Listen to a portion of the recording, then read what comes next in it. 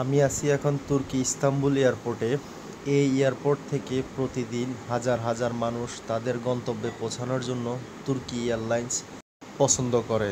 আর তুর্কি এয়ারলাইন্সের সকল কার্যক্রম অনেক সুন্দর এবং এয়ারপোর্টটিও অনেক সুন্দর। এখন এখানে মানুষ ট্রানজিটের সময় এখানে এসে দাঁড়ায় ফ্রি ওয়াইফাই ব্যবহার করার জন্য। আর এই ফ্রি ওয়াইফাইটা থাকে সর্বোচ্চ 1 ঘন্টা। যাদের 18 ঘন্টা 19 ঘন্টা ট্রানজিট, তারা কিভাবে 1 ঘন্টা ইন্টারনেট ব্যবহার করে এটি আমার বুঝে আসে না। আমি আছি এখন মূল এয়ারপোর্টের ভেতরে।